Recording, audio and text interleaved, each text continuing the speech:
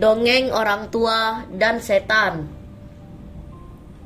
Hai kawan, jumpa lagi. Abang Ridwan kali ini akan menggambar dan juga menceritakan satu dongeng yang berjudul Dongeng Orang Tua dan Setan. Bagaimanakah kisah selanjutnya? Sebelum kalur ceritanya, pastikan untuk mensupport kita ya dengan cara like, komen, subscribe, dan nyalakan loncengnya juga ya. Oke, kita langsung ke alur ceritanya ya. Dahulu kala, ada seorang laki-laki tua yang mempunyai benjolan besar di sebelah kanan wajahnya. Suatu hari, dia pergi ke gunung untuk memotong kayu.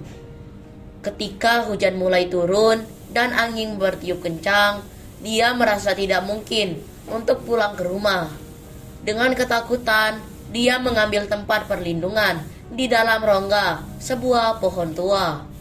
Ketika duduk meringkuk dan tak dapat tidur, dia mendengar bunyi banyak suara yang membingungkan di kejauhan yang perlahan-lahan mendekat ke arah mana dia berada.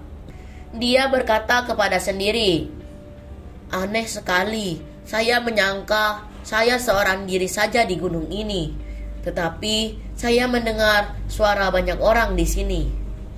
Oleh sebab itu, dengan sedikit keberanian, dia mengintip dan melihat kerumunan besar dari orang-orang yang kelihatan aneh. Ada yang berwarna merah dan berpakaian hijau, yang lainnya berwarna hitam dan berpakaian merah. Ada yang hanya memiliki satu mata, sedangkan yang lain tidak mempunyai mulut. Memang sangat tidak mungkin untuk menggambarkan berbagai macam bentuk dan keanehan mereka. Mereka menyalakan api sehingga menjadi sangat terang seperti di siang hari. Mereka duduk dalam dua barisan yang melintang dan mulai meminum anggur dan bergembira seperti manusia. Mereka mendengarkan cangkir minuman anggur begitu sering sehingga banyak dari mereka kelihatannya minum terlalu banyak. Salah satu setan muda bangun dan mulai menyanyikan lagu gembira dan menari. Begitu juga dengan yang lainnya. Beberapa dapat menari dengan baik dan yang lainnya menari dengan sangat buruk. Salah satunya berkata, "Kita sudah menikmati kesenangan yang luar biasa malam ini, tetapi saya lebih suka melihat hal-hal yang baru." Lalu orang tua itu hilang rasa takutnya, berpikir bahwa dia juga ingin menari dan berkata, "Apa yang akan terjadi, terjadilah. Bila karena hal ini saya harus meninggal, saya harus tetap akan mencari juga." Dia menyelinap keluar dari rongga pohon dan dengan menutup kepala yang diselipkan menutupi hidungnya dan kapak yang tergantung di pinggangnya, dia mulai menari. Setan-setan ini terlonjak kaget dan berkata, "Siapa ini?" Tetapi orang tua itu berayun maju mundur ke kiri dan ke kanan. Semua kerumunan tersebut tertawa dan menikmati tarian yang dibawakan oleh orang tua itu dan berkata, "Orang tua itu menari dengan sangat bagus. Kami harus selalu datang dan menemani kami menari di sini, tetapi kami takut kamu mungkin tidak akan datang. Jadi, kamu harus memberi kami jaminan bahwa kamu akan datang." Jadi, setan-setan tersebut mulai berunding sesamanya dan setuju bahwa benjolan di wajah orang tua itu adalah kekayaan yang pasti sangat tinggi nilainya dan menutup untuk diambil sebagai jaminan.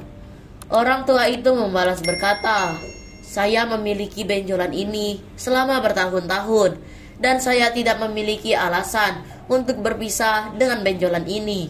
Tetapi kamu bisa mengambilnya atau sebuah mataku, hidung, atau apapun yang kamu inginkan." Lalu setan tersebut memegang benjolan tersebut, memutar dan menariknya, mengambilnya tanpa menimbulkan rasa sakit sedikit pun, dan menyimpannya sebagai jaminan bahwa orang tua itu akan kembali. Ketika hari mulai fajar, Burung-burung mulai bernyanyi. Setan-setan tersebut terburu-buru untuk pergi. Orang tua itu meraba wajahnya dan menemukan bahwa wajahnya menjadi mulus tanpa ada benjolan besar lagi di wajahnya. Dia lupa akan kayu yang dipotongnya dan terburu-buru untuk pulang. Istrinya begitu melihat dia berteriak kegirangan dan berkata, "Apa yang terjadi denganmu?" Lalu orang tua itu menceritakan semua kisah yang terjadi padanya. Saat itu di antara tetangganya ada orang tua juga yang memiliki benjolan di sebelah kiri wajahnya. Mendengar bahwa orang tua yang pertama tadi berhasil menyingkirkan kesialannya, dia berencana untuk melakukan hal yang sama. Lalu dia berangkat ke gunung dan menyelinap ke rongga pohon yang disebut oleh orang tua pertama dan menunggu hingga setan-setan tersebut muncul.